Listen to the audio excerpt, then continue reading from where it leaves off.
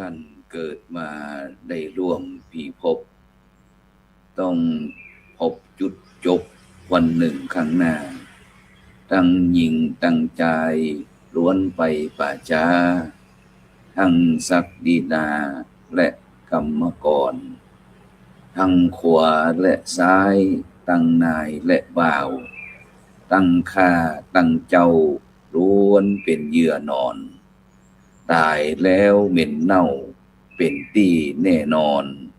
เกยเจิงตะกอนทุกคนด้วยกันถึงเป็นเศรษฐีหรือมีอำนาจถึงก็บ่อาจติดสินบนท่านองค์มัจจุราชหรือยมพบาล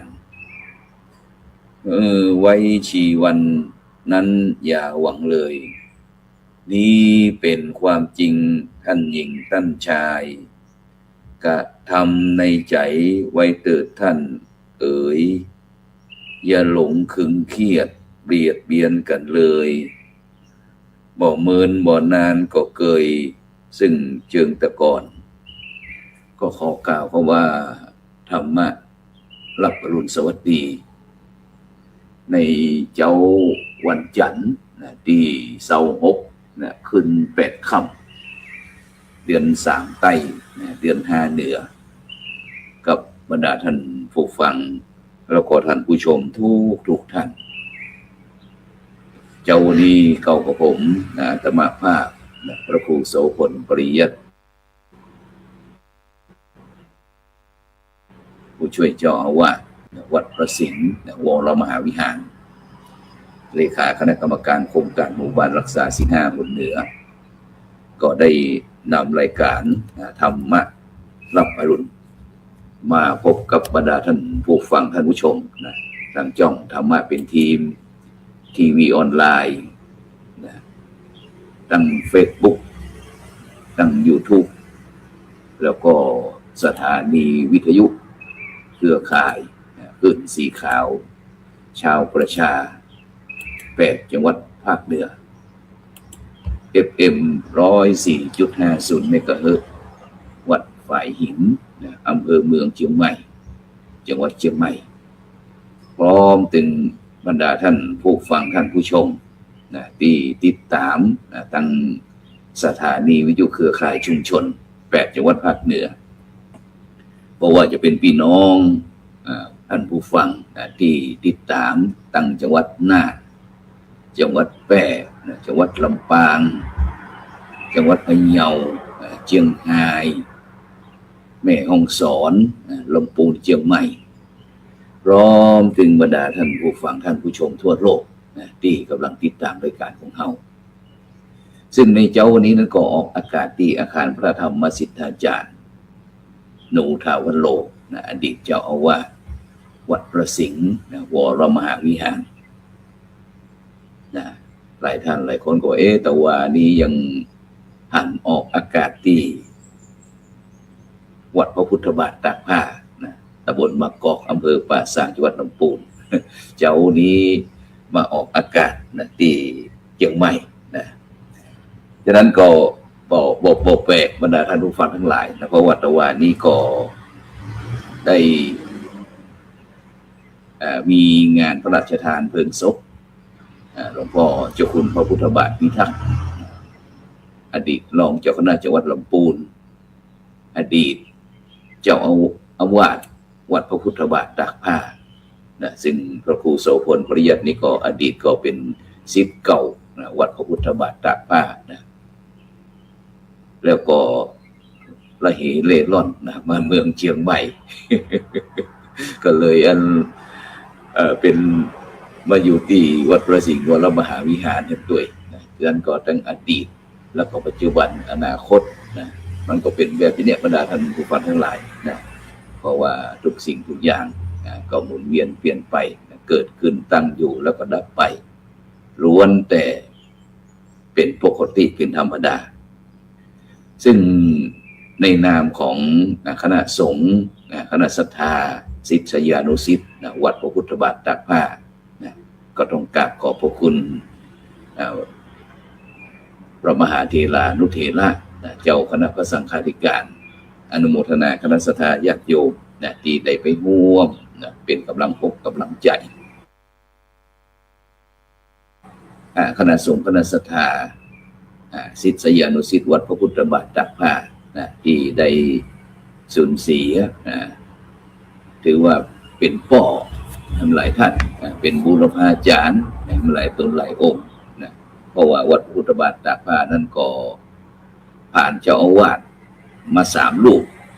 อย่างเขารูปที่4รูปที่1ก็หลวงปู่พระสุพรหมยานเถระ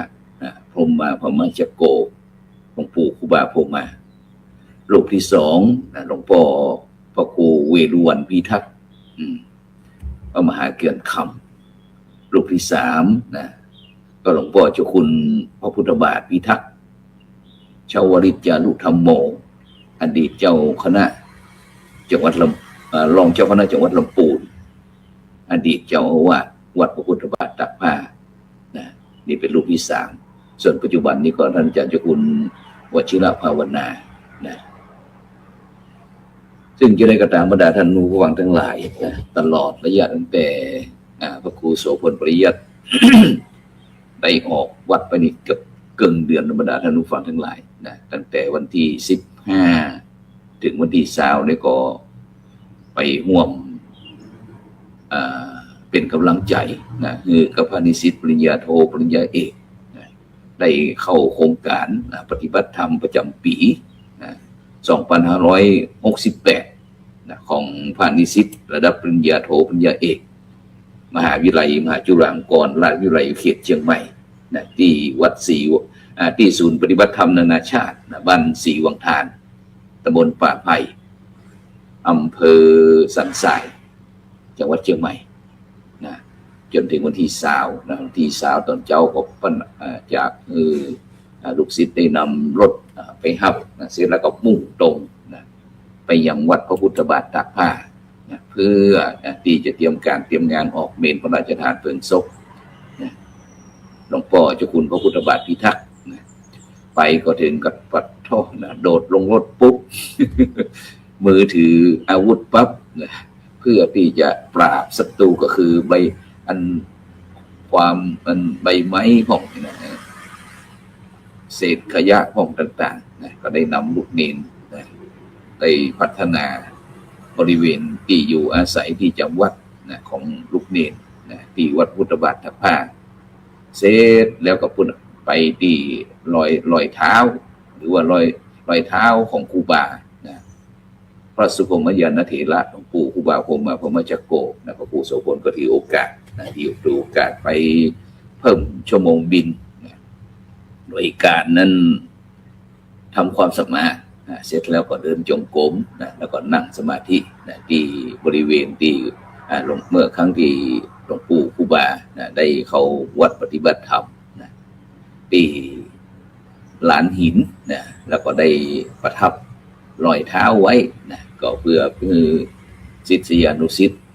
พุทธศาสนิกชนได้น้อมรำลึกนึกถึงเพื่อที่จะดำเนินชีวิตด้วยความบปรามาส5 วัน 5 เจ้า เพราะว่ากลางนั้นไม่วันนี้ก็ต้องไปเตรียมต้อนรับพระมหาเถรานุเถระศิษย์เก่าศิษย์ใหม่ศิษย์ใหญ่ศิษย์น้อยที่มาร่วมงานแล้วก็ในภาคกลางคืนก็มีการแสดงพระธรรมเทศนาแล้วก็สวดพระอภิธรรมซึ่งก็ได้รับความเมตตาบอกว่าจะเป็นหลวงจากพระมหาเถระบอกว่าจะเป็นหลวงพ่อเจ้าคุณพระราชรัชมุนีรองเจ้าคณะจังหวัดเชียงใหม่เจ้าอาวาสวัดสันดอกหลวงพ่อเจ้าคุณพระภาวนาธรรมาภิรัตน์เจ้าคณะอำเภอเมืองเชียงใหม่ หลวงพ่อเจ้าคุณประเทศสิงหวราจารย์ด็อกเตอร์รองเจ้าคณะจังหวัดเชียงใหม่หลวงพ่อประเทศรัตนนายกเจ้าคณะจังหวัดลำพูนแล้วก็หลวงพ่อพระธรรมวชิรปัญญาจารย์รองเจ้าคณะภาค7วัดพระเชตุพนนิมนต์มังคลารามนี่ทั้งหมดนี้ก็เป็นองค์แสดงพระธรรมเทศนานอกนั้นก็เป็นคณะครูบาอาจารย์พระสวดพระอภิธรรมจึงทำนองเมืองทำนองหลวงโดยเฉพาะอันได้ถวายการต้อนรับพระเดชคุณหลวงพ่อพระพรหมเสนาบดีกรรมการมหาเถรสมาคมที่ปรึกษาเจ้าคณะภาค7แล้วก็คณะสงฆ์จากประเทศจีนก็คือ12ปันนา12ปันนาวัดป่าเจมหาวิหารซึ่งสมัยก่อนนี่ก็จะเป็นพี่น้องไตลื้อสมัยก่อนนี่ก็เป็นขึ้นอยู่กับการปกครองประเทศไทยของนิสยามประเทศไทยของนี่แหละแต่ในปัจจุบันนี้อยู่ในประเทศจีนแล้วนอกนั้นก็มีคณะครูบาอาจารย์คณะสัตยาติโยมจากเชียงตุงของเมืองยองของตั้งประเทศลาวอย่างต่างๆเหล่านี้บรรดาท่านผู้ฟังทั้งหลายฉะนั้นก็ขอบคุณอนุโมทนาในนามคณะสงฆ์คณะสัทธาศิษยานุศิษย์วัดพระพุทธบาทตากผ้าตำบลบางกอกอำเภอเมืองจังหวัดจังหวัดลำพูนจะไปเชียงใหม่เพราะว่าได้ยินหลวงพ่อเจ้าคุณประเทศรัตนนายกเพิ่นบอกว่าล้านนามหานครเมืองหลวงล้านนามหานครระหว่างลำพูนเชียงใหม่นี่นะเป็นว่าเป็นเมืองหลวงก็ทำให้เขาคืบไปด้วยนอกนั้นก็ยังมีศิษยานุศิษย์ที่ภายในต่างๆประเทศแล้วก็ภายในประเทศก็ว่าจะเป็นสวีเดนเป็นเยอรมันอย่างต่างๆบรรดาท่านผู้ฟังทั้งหลายพร้อมถึงคณะครูบาอาจารย์ศิษย์ตั้งแต่สมัยหลวงปู่พระสุพรหมยานเถระหลวงปู่พระครูเวรุวันพิทักษ์จนถึงปัจจุบันก็คือหลวงพ่อเจ้าคุณพระพุทธบาทพิทักษ์เนี่ยก็ป้ากันมาป้ากันมาร่วมพบป้ากันแล้วก็ได้คุยกันว่าเดี๋ยวสักวันเราก็จะได้นิมนต์แล้วก็เชิญศิษย์เก่าได้มาสนทนาเหลียวหลังแลหน้าพระพุทธบาทตากผ้าอดีตปัจจุบันอนาคตจะเป็นวันใดก็คอยติดตามกันแล้วกันฉะนั้นก็เฮาท่านทั้งหลายรู้ว่าชีวิตจะต้องเป็นไปตามจะนี้เป็นในฐานะที่เฮาเกิดมาจากหนึ่งได้เกิดมาเป็นมนุษย์ได้เกิดเป็นได้พบพระพุทธศาสนาคนที่มาดีนั้นเพราะอย่างที่เฮาท่านทั้งหลายมาดีก็เพราะเฮามีบุญแล้วก็เมื่อมาดีเพราะมีบุญแล้วก็ควรที่จะอยู่ดีเมื่อมีคุณเมื่ออยู่ดีมีคุณแล้วก็จะทำให้เฮาเนี่ยไปดีเพราะมีทุนฉะนั้นเนี่ยบรรดาท่านผู้ฟังทั้งหลายหลายท่านหลายคนก็คงจะได้ยินคณะครูบาอาจารย์เขาเป็นประจำว่ามาดีเพราะมีบุญอยู่ดีเพราะมีคุณแล้วจะไปดีเพราะมีทุน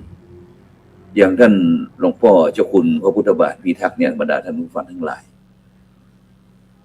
ท่านอาจารย์เจ้าคุณเปิ้ลมีสมบัติที่ได้กล่าวก็คือท่านมาดีเพราะมีบุญโดยอำนาจปุพเพกตปุญญาตาโดยอำนาจบุญกุศลก่อนที่เป็นห้องว่าบุญนำพาวาสนานำส่งเสริมสนับสนุนท่านได้เกิดมาเป็นมนุษย์แล้วก็พบพระพุทธศาสนาจนแม่ปวนเลี้ยงจนเป็นจบชั้นป .4 ก็บวชเป็นสามเณรเนี่ยจะบรรดาท่านผู้ฟังทั้งหลายที่ท่านมาดีเพราะมีบุญแล้วก็ท่านก็อยู่ดีอย่างมีคุณโดยอำนาจแห่งการอัตตจริยาอัตตสัมมาปณิธิทำให้ชีวิตความเป็นอยู่ของหลวงพ่อเจ้าคุณพุทธบาทพิทักษ์ได้มีโอกาสทำคุณประโยชน์ต่อชุมชนสังคมประเทศชาติต่อพระพุทธศาสนาโดยเฉพาะได้เกิดมาพบพุทธศาสนาแล้วก็ ถวายอกในพุทธศาสนาแล้วก็ได้มาพบหลวงปู่พระสุพรหมยานเถระหลวงปู่พระครูเวรุวันพิทักษ์พร้อมถึงกัลยาณมิตรกัลยาณธรรมที่วัดพระพุทธบาทตากผ้านอกจากที่จะศึกษาตึงต่างโลกแล้วก็ต่างธรรมโดยเฉพาะที่วัดพระพุทธบาทตากผ้าของนี้ก็จะมีจุดเด่นก็คือเรื่องการเจริญจิตภาวนาการปฏิบัติธรรมนะแล้วก็เรื่องการศึกษาสมัยก่อนที่ครูโสพลประยับนี้ไปก็เช่นเดียวกันบรรดาท่านฟังทั้งหลายก็คือไปเพื่อการศึกษาเหมือนวัดพระพุทธบาทตากผ้าสมัยก่อนนั้นก็ว่าแตกต่างเหมือนกับมหาวิทยาลัยในปัจจุบันนี้ถ้าพระเนนรุ่นก่อนนะได้เจอได้พบครูบาอาจารย์บอกว่าจะเป็นหลวงพ่อเจ้าคณะจังหวัดเชียงรายหลวงพ่อเจ้าคณะจังหวัดแม่ฮ่องสอนพร้อมถึงหลวงพ่อเจ้าคณะอำเภอเจ้าคณะตำบลต่างๆนะที่อยู่ในภาค8จังหวัดภาคเหนือเขาเนี่ยได้เดินทางมาร่วมงานพิธีออกเมรุพระราชทานเพลิงศพหลวงพ่อเจ้าคุณพุทธบาทตากผ้าต่างก็อู้เป็นเสียงเดียวกันว่าโอ้อย่างหลวงพ่อพระราชวชิรคณีบอกว่าพระครูโสพลผมเคยมาวัดพระพุทธบาทตากผ้าเข้าปริวัติศกรรมเมื่อปี2526-27สมัยที่หลวงปู่ครูบาผมมาจากโกอยู่เนี่ยปัดท่อนะพระสงฆ์องค์เนรนี่พุทธเป็นทุเจ้าเป็นปันนะพวกนั้นนะปากันแบกกดคนละหลังนะสบงสจีวรติดเนื้อติดตัวตัวอันปากันมาประพฤติปฏิบัติที่วัดพระพุทธบาทตากผ้าเข้าปริวัติศกรรมกันเป็นประจำทุกปีเพราะว่าเป็นความใฝ่ฝันของพระหนุ่มเมื่อออกพรรษาแล้วก็เอาละจะออกไปหาครูบาอาจารย์ที่ไหนดีในยุคสมัยนั้นตึงบ่มีใครเกินหลวงปู่พระสุพรหมยานเถระหลวงปู่ครูบาผมมาจากโกนะแห่งวัดพระพุทธบาทตากผ้านะไผก็อยากจะเข้าไปกราบไปไหว้นะเข้าไปฟังธรรมซึ่งหลวงปู่พระพรหมมงคลหลวงปู่ทองสิริมังคโลก็เช่นเดียวกันบรรดาท่านผู้ฟังทั้งหลายแม้แต่ครูบาตีลีครูบาวงนะพระบาทห้วยตงนะก็เคยเตะมือคณะสัตยาติโยมฟังเช่นเดียวกันเพราะฉะนั้นเนี่ยบรรดาท่านผู้ฟังทั้งหลายต้นทุนของชีวิตของคนเฮานั้นมันมีอยู่2ส่วนได้แก่บุญกุศลที่เฮาทำของเฮาไว้คนเดียวไว้เองนะเปิดห้องว่าบุญต้นทุนส่วนที่2ได้แก่บุญกุศลที่ลูกหลานตานเต้ากัลยาณมิตรกัลยาณธรรมที่เคารพนับถือนะที่ฮักทำบุญอุทิศไปให้นะเป็นห้องว่าบุญสมทบเพราะฉะนั้นเนี่ยบรรดาท่านผู้ฟังทั้งหลายคนเฮานะจึงอยู่ดีเพราะเขามีทุนอยู่2ส่วนตรงกับที่เปิ้นว่าเวลามีชีวิตอยู่ก็ต้องพึ่งดีตนเวลาวายชนก็ต้องพึ่งบุญกุศลของคนที่ฮักอันเนี้ยบรรดาท่านผู้ฟังทั้งหลายเป็นสิ่งที่เฮาท่านทั้งหลายที่ยังมีลมหายใจอยู่ควรจะได้กำหนดมือเป็นประจำสม่ำเสมอว่าเกิดเป็นคนอย่าได้จนความดีเกิดมาทั้งทีนะต้องสร้างดีคือติดตนมาคือดีอยู่คือดีแล้วก็ไปคือดีเหมือนก็บอกว่าอันบทก่อนเป็นว่าอันมาคือดีมีธรรมประจำจิตดีจะติดต่อตั้งเมื่อยังอยู่ไปคือดีมีธรรมะเข้าคำจูดีจะอยู่แบ่งภาคเมื่อจากกันเพราะฉะนั้นเนี่ยบรรดาท่านผู้ฟังทั้งหลายนะถึงแม้เฮาท่านทั้งหลายนะจะเข้าใจนะว่าความแก่ความเจ็บความตายความพัดพรากจากกันเนี่ยเป็นสิ่งที่บ่มีนิมิตบ่มีเครื่องหมาย บอกมีนิมิตบอกมีเครื่องหมายบอกล่วงหน้าได้นะฉะนั้นเนี่ยบรรดาท่านผู้ฟังทั้งหลายหมู่เฮาท่านทั้งหลายก็บ่ควรนะที่จะพัดวันประกันพรุ่งในการสร้างสิ่งนั้นเป็นแก่นสารสาระให้แก่ชีวิตเพราะว่าทุกชีวิตเกิดมาเพียงก่อสร้างความดีแก่เท่ากุศลมีศอกของศอกบ้างเจ็บป่วยพญาที่มีทั่วกันหน้าตายแต่กายจื่อยังชั่วฟ้าดินสลายฉะนั้นเนี่ยบรรดาท่านผู้ฟังทั้งหลายคนที่อยู่ก็สบายไปก็สะดวกอยู่ก็บ่ลำบากยากก็บ่ลำเค็ญนั้นเนี่ยเพราะว่าบุคคลเหล่านั้นเป็นบุคคลที่ประพฤติปฏิบัติตนตามปัจฉิมโอวาทขององค์สมเด็จพระสัมมาสัมพุทธเจ้าที่พระองค์ท่านได้ตักเตือนเฮาท่านทั้งหลายก่อนที่พระพุทธองค์จะเสด็จดับขันธ์สู่ปรินิพพานว่าอัปปมาเทนะสัมปาเทธะปัจฉิมโอวาทที่เป็นวันนี้อัปปมาเทนะสัมปาเทธะซึ่งแปลใจความว่าเธอทั้งหลายจงยังความบ่ประมาทคือถึงพร้อมพูดกันง่ายก็คือทรงสอนให้พุทธสาวกพุทธบริษัทฮู้จักเตรียมตัวพร้อมซ้อมใจไว้นะอย่างที่เป็นมีคำบอกว่าเกิดเป็นคนแล้วต้องเตรียมถ้าบ่เตรียมก็เสียเหลี่ยมของความเป็นคนนะเตรียมสร้างบางชอบไว้หวังกุศลตัวส่งสุขส่งเสริมผลเพิ่มฮือก่อนแต่มฤตยูดลประเด็จชีพเที่ยวนาตายภาคจากโลกได้สถิตดาวแดนเกษตรเพราะฉะนั้นเนี่ยบรรดาท่านผู้ฟังทั้งหลายบุคคลที่เตรียมพร้อมสร้างคุณประโยชน์สร้างคุณงามความดีสร้างบุญสร้างกุศลไว้แม้แต่ตายเนี่ยหรือว่ามรณภาพเหมือนที่หลวงพ่อเจ้าคุณพระพุทธบาทพิทักษ์องค์พระสัมมาสัมพุทธเจ้าก็ได้ตรัสรับรองว่ารูปังชีรติมัจจานัง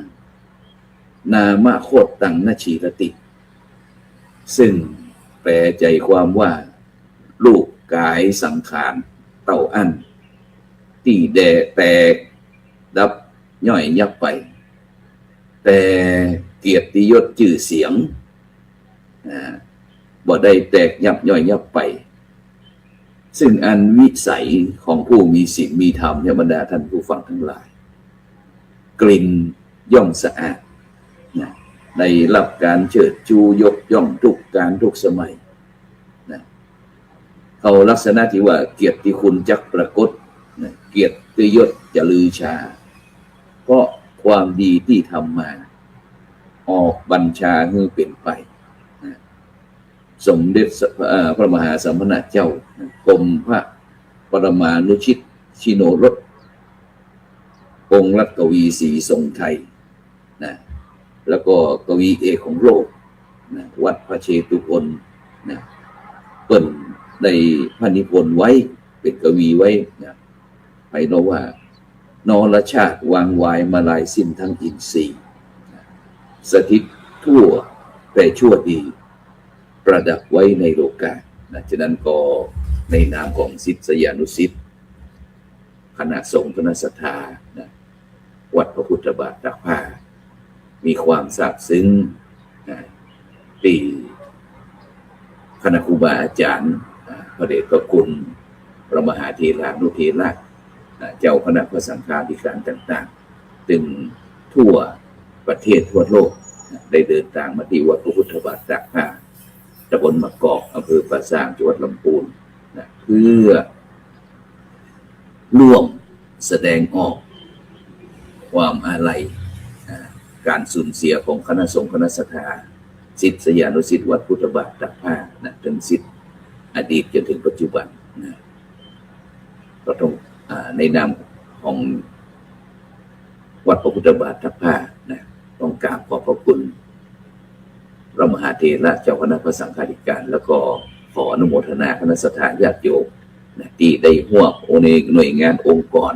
นะทั้งภาครัฐภาคเอกชนต่างๆที่ได้ร่วมเป็นเจ้าภาพสิ่งนั้นสิ่งนี้หรือแม้กระทั่งได้ร่วมออกลงทานตึงภาคเจ้าภาคบ่ายภาคกลางคืนอย่างบ่ขาดสายนะบุญกุศลเหล่านี้ก็ขอให้ท่านทั้งหลายได้รับทราบนะหลวงพ่อเจ้าคุณอดีตเจ้าวาดทั้ง3 รูปก็คงจะอนุโมทนาต่อสมณสถานและก็มหามุนิสถานทั้งหลายนะได้ดีตลอดไปนะฉะนั้นก็ต้องขอบคุณอนุโมทนาสาธุมาณโอกาสนี้ด้วยแล้วก็หลังจากเจ้าวันนี้นะหลังจากที่ออกรายการแล้วนะพระครูโสพลปริยัตินะก็จะต้องเดินทางไปที่อำเภอแม่สายนะพร้อมถึงคณะ